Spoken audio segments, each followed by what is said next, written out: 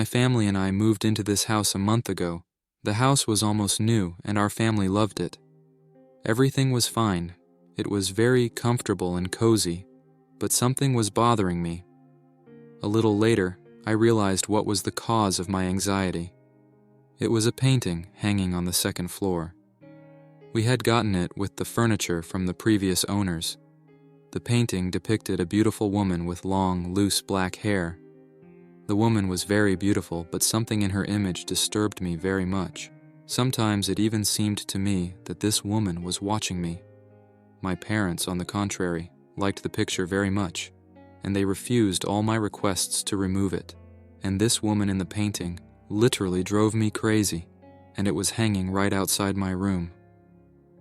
No matter how many times I asked my parents to throw it away, they said it was too old and too expensive. One day my parents needed to visit some relatives, and they said they would be there until late in the evening. Now that I was becoming independent, I had just turned 13, my parents decided to leave me home alone. It was an opportunity to get rid of that damned painting. After my parents left, I approached the painting to take it down, and I felt it staring at me.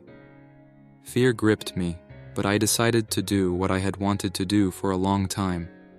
I took the painting off the wall and covered it with a blanket, making the creepy woman invisible. Then I took the painting to the basement and hid it under an old dusty sheet.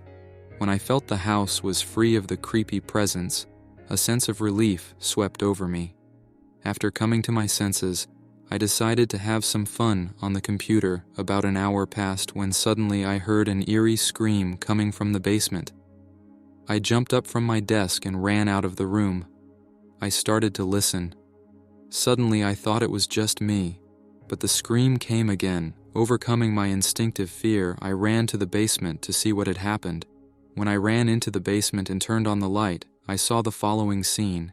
The picture I had wrapped in the blanket was hanging on the wall, and the blanket it was wrapped in was lying on the floor beneath it. What was my horror when, on looking at the picture itself, I did not find the woman herself on it. With a shriek, on legs shaking with fear, I rushed out. I do not remember how I jumped out into the street, and how long I did not go there. But my parents, who soon arrived, saw me in such a frightened state, and were so frightened for me that they agreed to get rid of the painting without even believing my story. My father did not throw away the painting, but simply placed an ad on the site for the sale of antiques. What was my surprise, but the buyer was found immediately, and the next day a strange-looking buyer came to pick it up. I could not hide my curiosity and went out to look at him. It was an old man, very old, very thin and tall. When this old man looked at me, I almost cried out in surprise and fear. The same black and cold eyes as in the picture looked at me.